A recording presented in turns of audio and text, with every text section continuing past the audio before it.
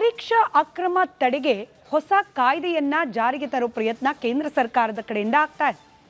ದೇಶದಾದ್ಯಂತ ಲಕ್ಷಾಂತರ ಯುವಕರ ಭವಿಷ್ಯವನ್ನ ತೂಗುಯಾಲಿಯಲ್ಲಿ ಇಟ್ಟಿದ್ದ ನೀಟ್ ಪರೀಕ್ಷಾ ಅಕ್ರಮದ ವಿಷಯ ಈಗ ದೇಶದ ರಾಜಕೀಯ ಮತ್ತು ಶೈಕ್ಷಣಿಕ ವಲಯದಲ್ಲಿ ದೊಡ್ಡ ಸಂಚಲನವನ್ನೇ ಸೃಷ್ಟಿ ಮಾಡಿದೆ.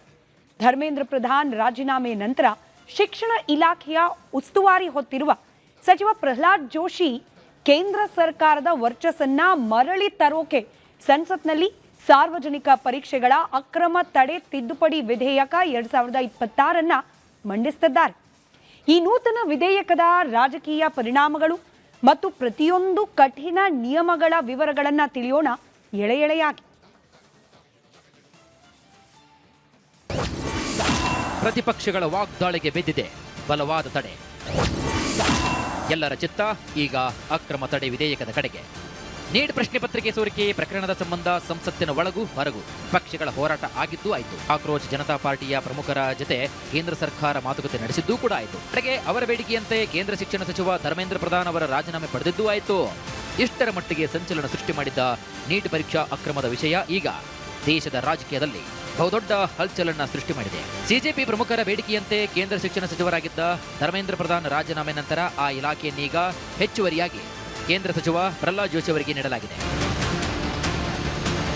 ನೀಟ್ ಅಕ್ರಮದ ವಿಷಯದಲ್ಲಿ ವಿರೋಧ ಪಕ್ಷಗಳು ಕೇಂದ್ರ ಸರ್ಕಾರದ ವಿರುದ್ಧ ಕಠಿಣ ವಾಗ್ದಾಳಿ ನಡೆಸಿದವು. ಸಂಸತ್ತಿನಲ್ಲಿ ಪ್ರಧಾನಿ ನರೇಂದ್ರ ಮೋದಿ ಸರ್ಕಾರವನ್ನು ಇಕ್ಕಟ್ಟಿಗೆ ಸಿಲುಕಿಸಲು ಸಜ್ಜಾಗಿದ್ದಂತಹ ವಿರೋಧ ಪಕ್ಷಗಳಿಗೆ ಉತ್ತರವೇ ಈ ವಿಧೇಯಕ. ಯಾವ ವಿಧೇಯಕ ಅಂದ್ರೆ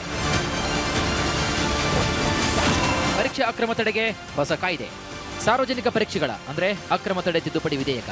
ಈ ವಿಧೇಯಕ ಮಂಡನೆ ಮೂಲಕ ನಿರಂತರವಾಗಿ ಹೋರಾಟ ನಡೆಸುತ್ತಿರುವಂತಹ ಪ್ರತಿಪಕ್ಷಗಳ ವಿರುದ್ಧ ಅತ್ಯಂತ ಬಲವಾದ ತಿರುಗೇಟು ನೀಡುವಂತಹ ಕಾರ್ಯತಂತ್ರವಿದು ಅಂತ ಹೇಳಲಾಗ್ತಾ ಇದೆ. ಶಿಕ್ಷಣ ಸಚಿವಾಲಯದ ನಾಯಕತ್ವ ಬದಲಾವಣೆ ಮತ್ತು ಪ್ರಹ್ಲಾದ್ ಜೋಶಿ ಅವರ ಪ್ರವೇಶದ ಮೂಲಕ ಸರ್ಕಾರ ಅಕ್ರಮಗಳ ವಿರುದ್ಧ ಯಾವುದೇ ದಾಕ್ಷಿಣ್ಯ ತೋರುವುದಿಲ್ಲ ಎಂಬ ಸ್ಪಷ್ಟ ರಾಜಕೀಯ ಸಂದೇಶವನ್ನು ಕೂಡ ರವಾನಿಸಿದೆ. ಅದರ ಮುಂದುವರಿದ ಭಾಗವಾಗಿ ಈಗ ಸಾರ್ವಜನಿಕ ಪರೀಕ್ಷೆಗಳ ಅಕ್ರಮ ತಡೆ ತಿದ್ದುಪಡಿ ವಿಧೇಯಕಕ್ಕೆ ಅಂಗೀಕಾರವನ್ನು ಪಡೆಯಲು ಕೇಂದ್ರ ಸರ್ಕಾರ ಸಜ್ಜಾಗಿದೆ. ಹಾಗಾದ್ರೆ ಈ ವಿಧೇಯಕದಲ್ಲಿ ಏನಿದೆ ಬನ್ನಿ ನೋಡ್ತಾ ಹೋಗೋಣ. ಪರೀಕ್ಷಾ ಅಕ್ರಮ ತಡೆಗೆ ಹೊಸ ಕಾಯ್ದೆ.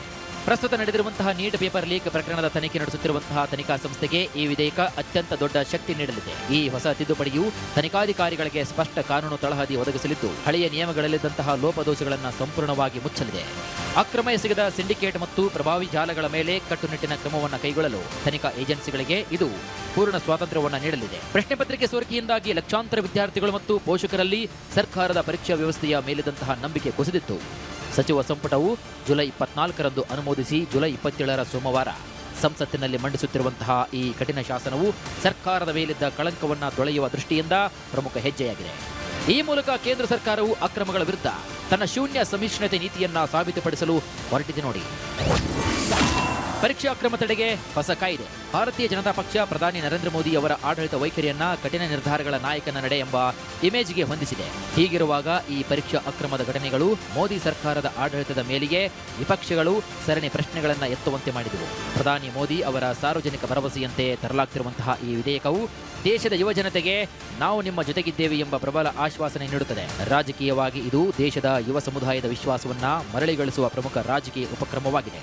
ಹಾಗಾದ್ರೆ ಈ ನೂತನ ತಿದ್ದುಪಡಿ ವಿಧೇಯಕ ಎಷ್ಟು ಕಠಿಣವಾಗಿದೆ? ಶಿಕ್ಷೆಯ ವಿಚಾರಕ್ಕೆ ಬಂದರೆ ಈ ವಿಧೇಯಕದಲ್ಲಿ ಶಿಕ್ಷೆಯ ಪ್ರಮಾಣ ಎಷ್ಟಿದೆ?